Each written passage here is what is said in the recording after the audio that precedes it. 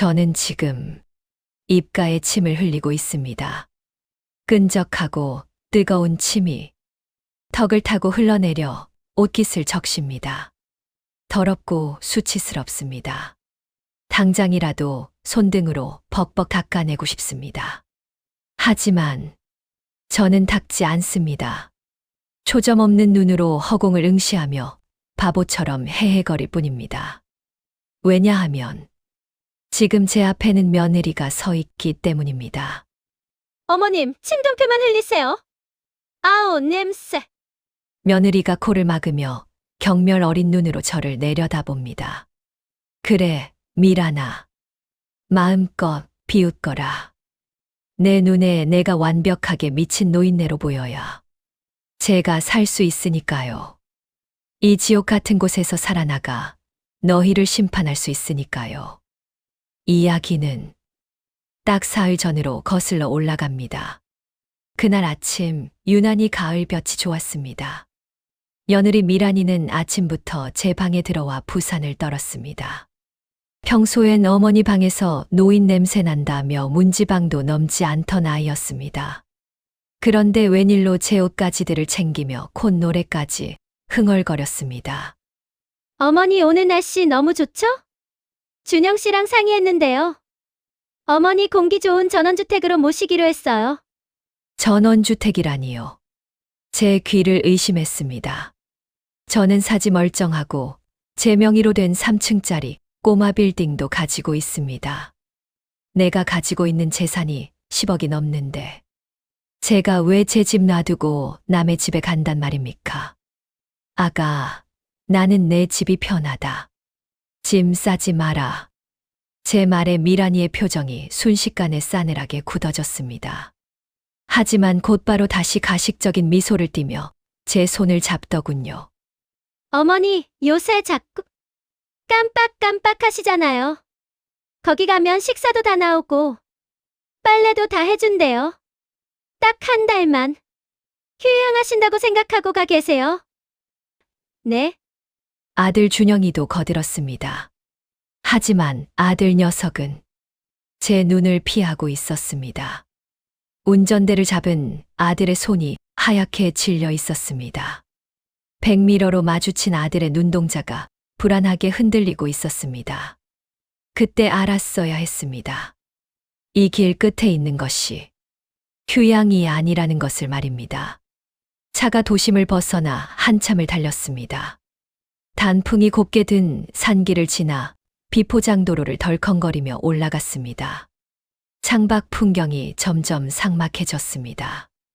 그리고 마침내 차가 멈춘 곳은 그림 같은 전원주택이 아니었습니다. 산 중턱에 덩그러니 놓인 회색 콘크리트 건물. 창문마다 촘촘하게 박혀있는 쇠창살. 칠이 다 벗겨진 간판에는 행복요양원이라는 글자가 을씨년스럽게 박혀 있었습니다. 가슴이 철렁 내려앉았습니다. 본능적으로 차 문을 붙잡았습니다. 준영아, 여기는 아니지 않니? 병원 아니냐? 엄마 무섭다. 집에 가자. 제 애원에도 아들은 대꾸가 없었습니다. 대신 며느리가 차 문을 벌컥 열었습니다. 찬바람이 훅 끼쳐 들어왔습니다. 어머니, 내리세요. 다 왔어요. 싫다. 나 안 간다. 내가 내 돈 내고 내 집에서 살겠다는데 너희가 왜 나를 이런 데 가두려 그래? 제가 버티자 며느리의 눈빛이 독사처럼 변했습니다. 그녀는 제 팔을 거칠게 잡아 끌었습니다. 칠순 노인의 팔에 멍이 들 만큼 억센 손길이었습니다. 아, 좀 곱게 말할 때 내리세요. 동네 창피하게 소리 지르지 말고. 그때 요양원 철문이 끼익 소리를 내며 열렸습니다. 그리고 웬 남자가 걸어 나왔습니다. 기름진 머리에 뱀 같은 눈을 가진 남자. 원장이었습니다. 그는 저를 사람이 아니라 처리해야 할 화물 보듯이 훑어봤습니다. 아이고, 보호자분들 오셨군요. 이분이 환자분이시죠? 며느리는 기다렸다는 듯이 원장에게 매달렸습니다. 네, 원장님. 말씀드린 대로 치매가 아주 심해요. 방금도 차 안에서 저를 때리려고 하셨어요. 폭력성이 너무 심해서 집에서는 도저히 감당이 안 돼요. 뭐라고요? 폭력성, 치매. 기가 막혀 말이 나오지 않았습니다. 저는 평생 자식들 기 죽을까봐 큰 소리 한 번 친 적 없는 어미였습니다. 그런 저를 치매 노인으로 몰아세우고 있었습니다. 거짓말하지 마라. 준영아, 너는 알지 않니? 내 처가 하는 말 다 거짓말인 거 알지? 말 좀 해봐라. 저는 아들의 바짓가랑이를 붙잡았습니다. 제발 아니라고 엄마는 멀쩡하다고 말해주길 바랐습니다. 하지만 아! 엄마! 제발 좀! 그냥 들어가세요! 우리도 힘들어요! 아들은 제 손을 뿌리쳤습니다. 그 힘에 밀려 저는 차가운 흙바닥에 나뒹굴었습니다. 무릎이 까지고 손바닥에서 피가 났습니다. 하지만 아픈 줄도 몰랐습니다. 가슴이, 심장이 도련해지는 것 같아서요. 원장과 남자 직원들이 제 양팔을 붙잡아 일으켰습니다. 짐승을 끌고 가듯 질질 끌고 갔습니다. 안 돼. 이거 놔. 준영아, 준영아. 아들은 차에 탔습니다. 창문도 내리지 않았습니다. 엔진 소리와 함께 차는 흙먼지를 일으키며 멀어져 갔습니다. 점점 작아지는 차의 뒷모습을 보며 저는 목이 터져라 울부짖었습니다. 내가 낳은 자식도 없는 이 산속에 저는 철저히 버려졌습니다. 철문이 쾅 닫혔습니다. 세상과의 단절이었습니다. 요양원 내부는 지옥도였습니다. 지린내와 락스 냄새가 진동했습니다. 복도에는 초점 없는 눈을 한 노인들이 휠체어에 묶여 있었습니다. 원장은 저를 독방에 밀어 넣었습니다. 할머니, 보호자분이 부탁하셨어. 조용히 좀 시켜달라고. 자꾸 소리 지르면 주사 맞고 하루 종일 자야 해. 알겠어? 나는 멀쩡해. 내보내줘. 전화기 줘. 경찰 부를 거야. 제가 악을 쓰자 원장은 혀를 차며 간호사에게 눈짓했습니다. 챗 성질머리하고는 김 간호사 진정제 가져와. 건장한 남자들이 제 팔다리를 짓눌렀습니다. 차가운 주사 바늘이 살을 파고들려는 순간 정신이 번쩍 들었습니다. 아, 여기서 제가 제정신이라고 우겨봤자 소용없겠구나. 저항할수록 저들은 저를 난폭한 치매 환자로 만들 것이고 약을 써서라도 제 정신을 망가뜨리겠구나. 살아야 했습니다. 여기서 죽으면 개죽음입니다. 내 재산, 내 건물. 저것들이 다 뜯어먹고 희희낙낙할 꼴은 죽어도 못 봅니다. 살아서 나가려면 놈들을 안심시켜야 했습니다. 저는 눈에 힘을 풀었습니다. 소리 지르던 입을 다물고 멍하니 천장을 바라봤습니다. 그리고 입가에 힘을 뺐습니다. 헤헤. 나비야, 나비야. 원장이 주사기를 든 채 멈칫했습니다. 뭐야? 방금까지 악선이 갑자기 왜 이래? 저는 더 크게 웃었습니다. 바보처럼, 미친년처럼요. 밥밥 주죠. 우리 아들 학교 갔나? 헤헤. 원장은 저를 의심스럽게 쳐다보다가 피식 웃으며 주사기를 내려놓았습니다. 진짜 치매 맞네. 오락가락하는구먼. 나도 약값 굳었네. 철커덕. 문이 잠겼습니다. 어둠 속에 홀로 남겨졌습니다. 저는 어둠 속에서 입가에 침을 닦았습니다. 그리고 주먹을 꽉 쥐었습니다. 미라나, 준영아.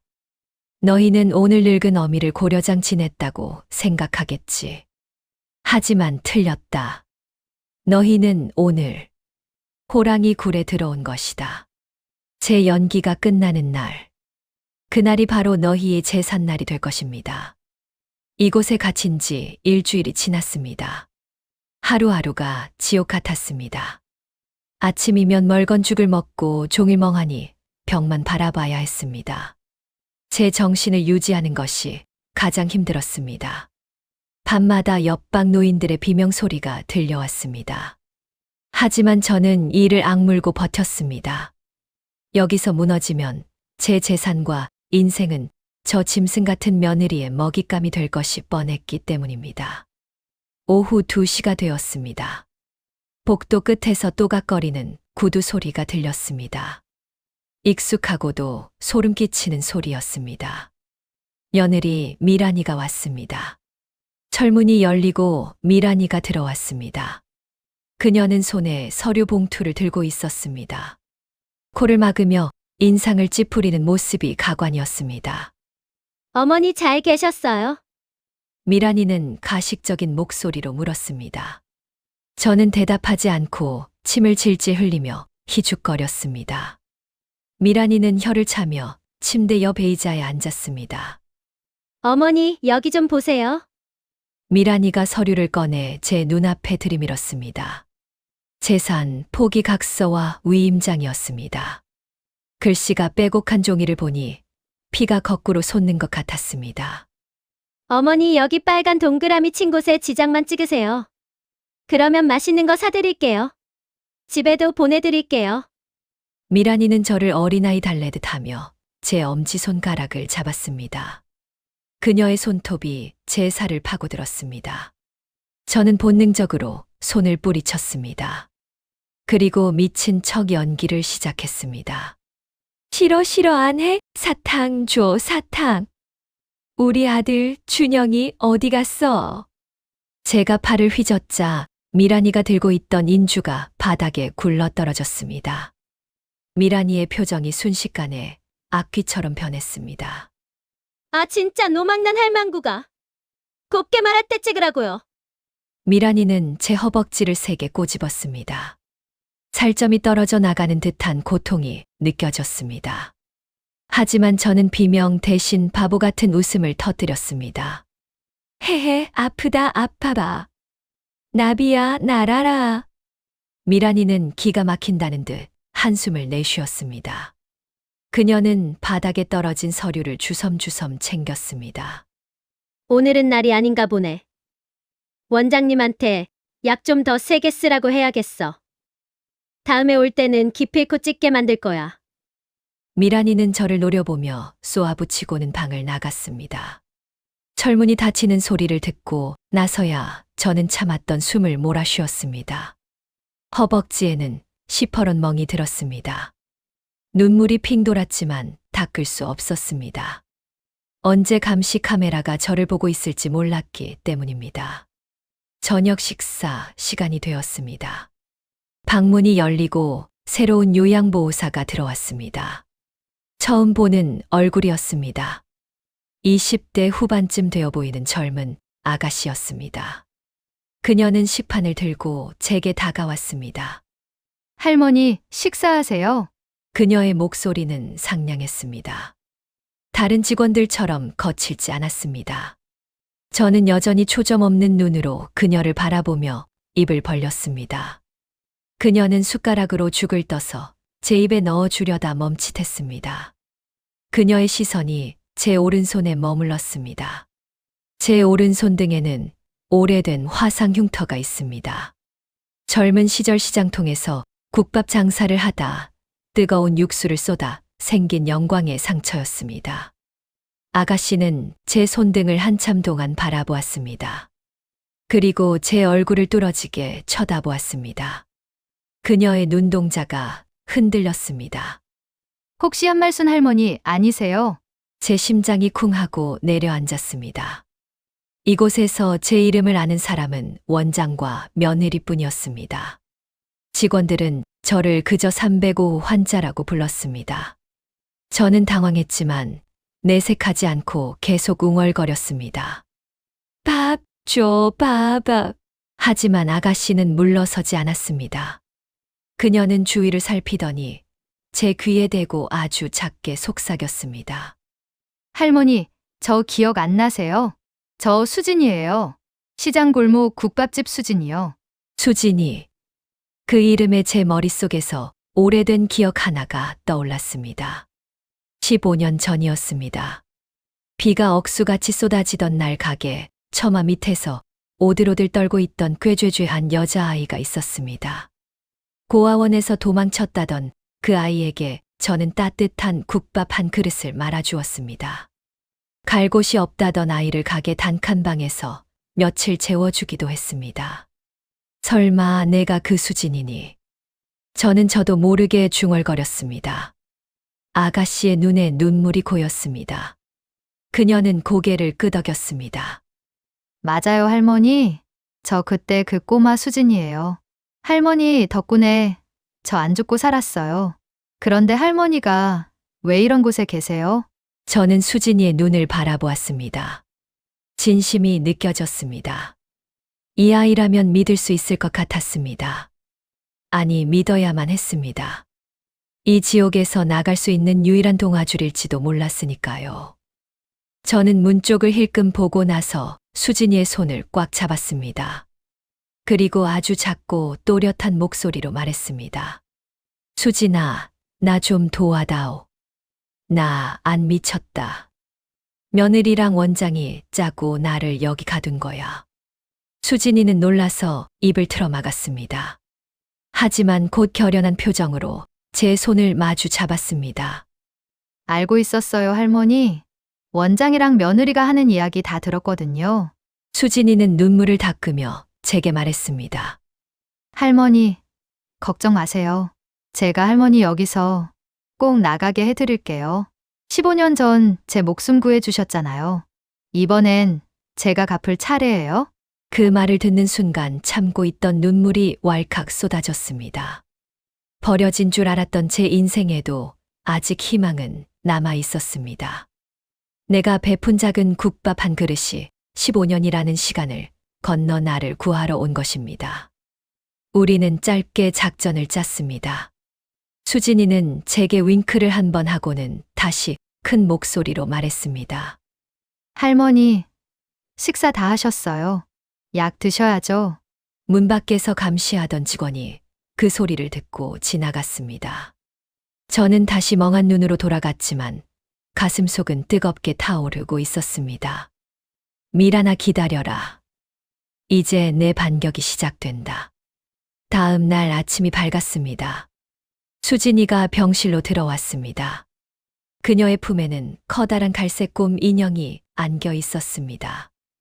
복도에 있는 다른 직원들이 들으라는 듯 수진이는 큰 목소리로 말했습니다. 할머니 손녀분이 선물을 보내왔어요. 곰 인형이네요. 예쁘죠? 저는 멍한 표정으로 인형을 받아들었습니다. 수진이는 제 침대 맡에 인형을 앉혀주며 자연스럽게 몸을 숙였습니다. 그리고 제 귀에 아주 작게 속삭였습니다.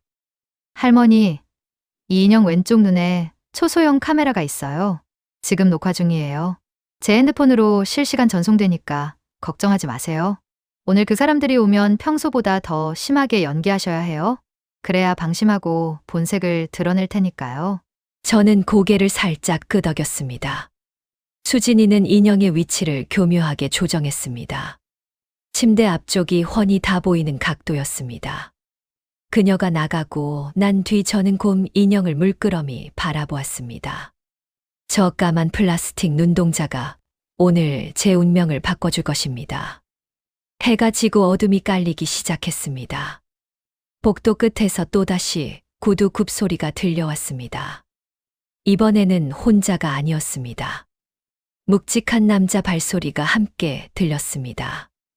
며느리 미란이와 원장이었습니다. 철문이 열리고 두 사람이 들어왔습니다. 방 안에는 역한 술 냄새와 담배 냄새가 훅 끼쳤습니다. 저는 곰 인형을 품에 꼭 껴안고 침대 구석으로 몸을 움츠렸습니다. 그리고 어린아이처럼 칭얼거리기 시작했습니다. 무서워, 무서워.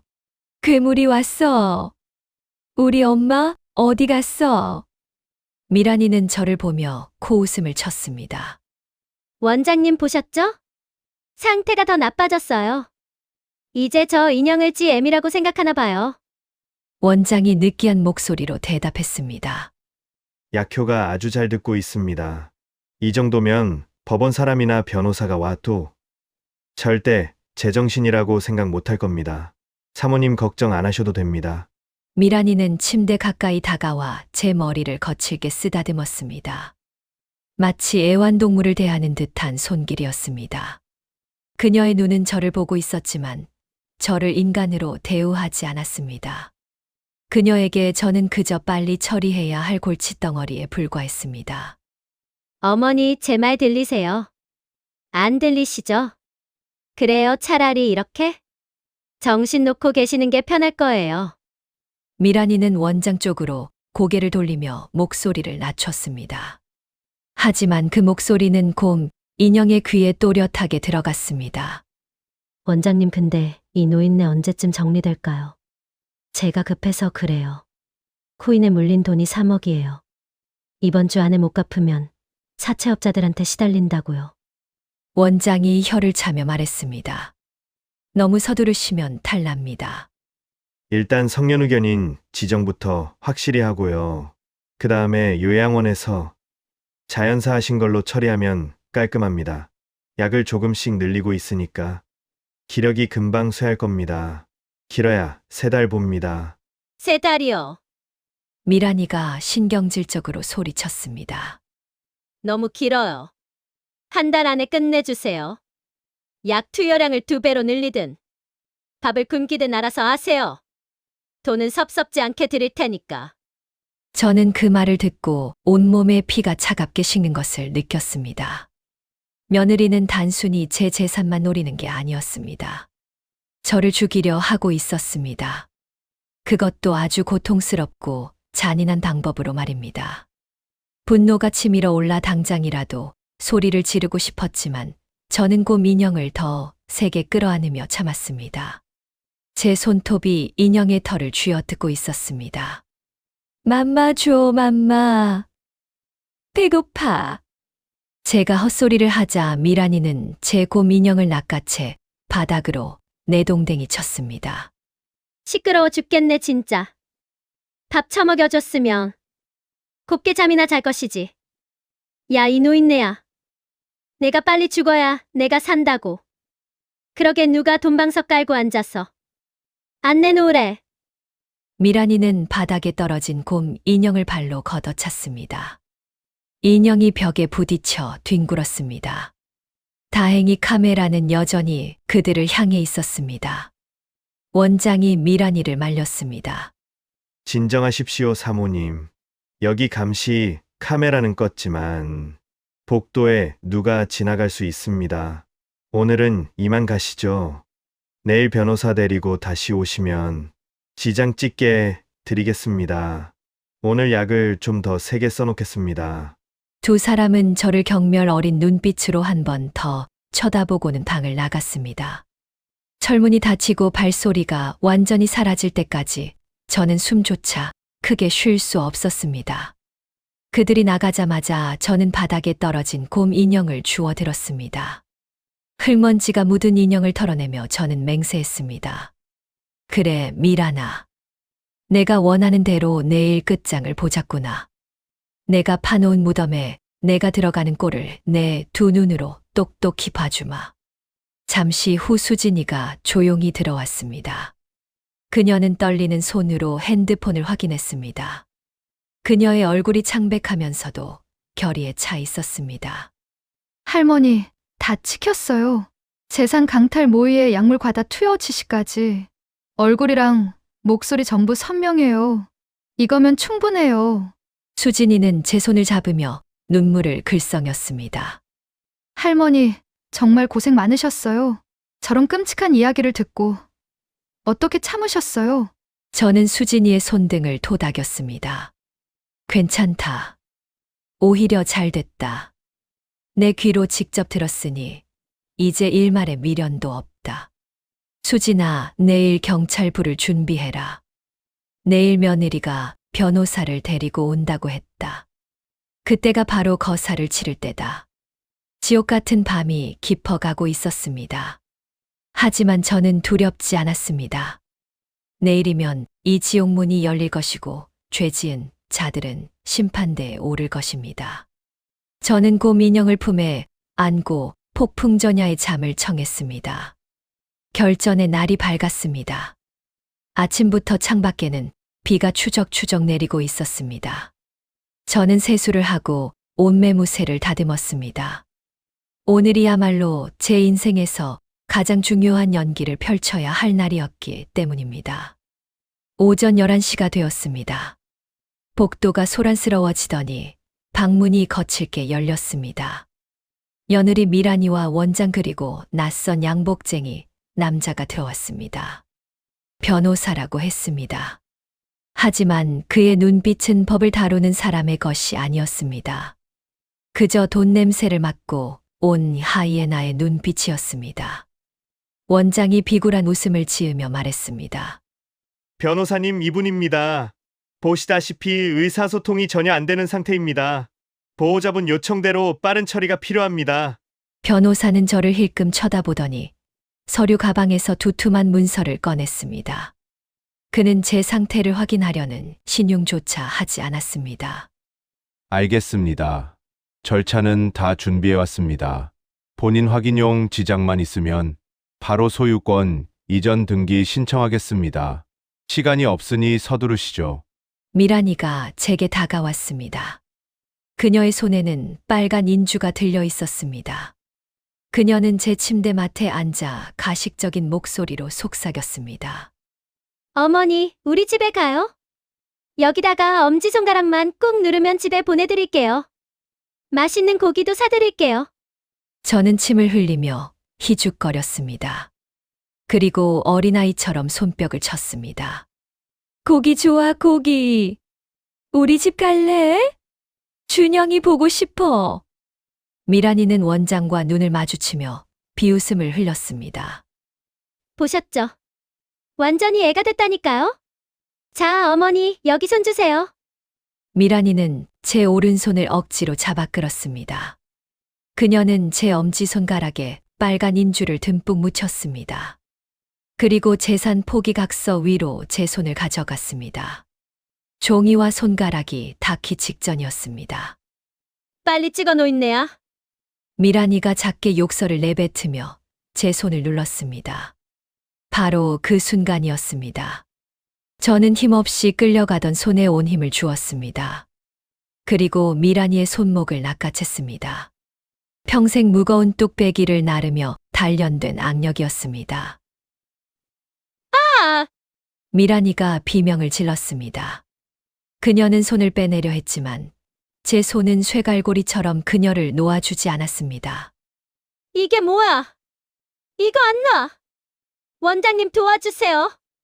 이 할망구가 미쳤나 봐요. 미란이가 발버둥 쳤습니다. 원장과 변호사가 당황해서 다가오려 했습니다. 그때 제가 고개를 들었습니다. 저는 초점 없는 눈빛을 거두고 아주 또렷하고 차가운 눈으로 미란이를 노려보았습니다. 그리고 낮고 굵은 목소리로 말했습니다. 누가 미쳤다고 그러냐? 내 정신은 내년보다 멀쩡하다. 방 안에 정적이 흘렀습니다. 미란이는 귀신을 본 듯한 표정으로 입을 벌렸습니다. 원장도 뒷걸음질 쳤습니다. 어머니. 방금 뭐라고? 미란이가 떨리는 목소리로 물었습니다.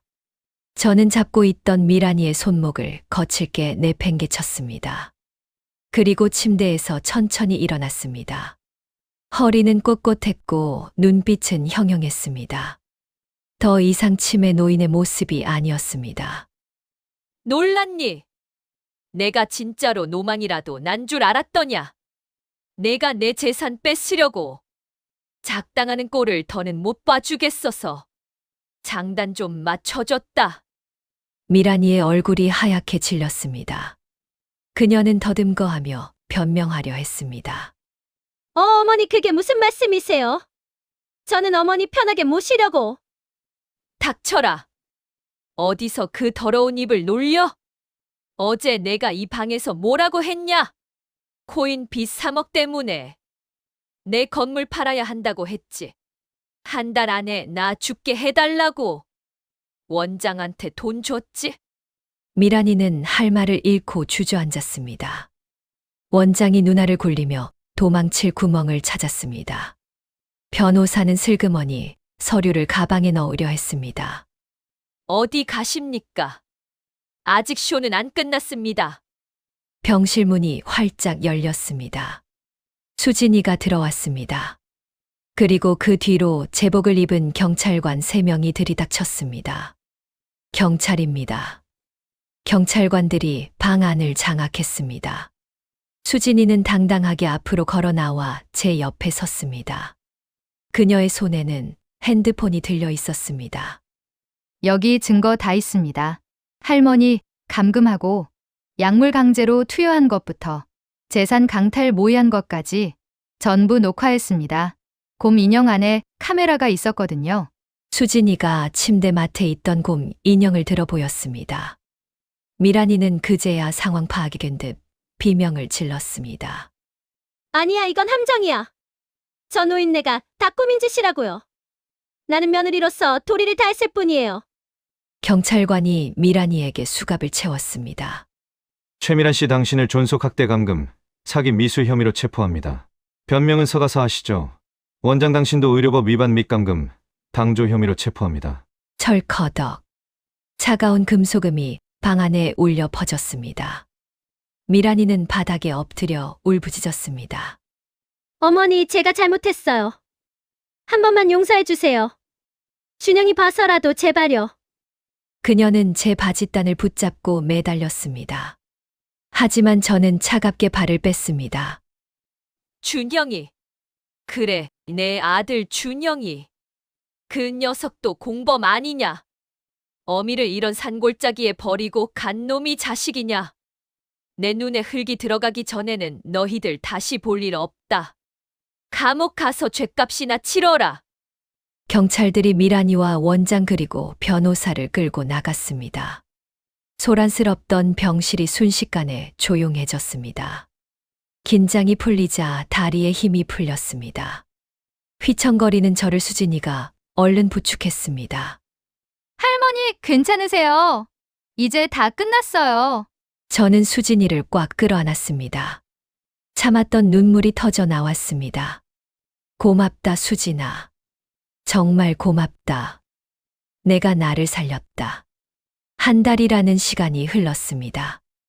많은 것이 변했습니다. 며느리 미란이는 구속되어 재판을 받고 있습니다.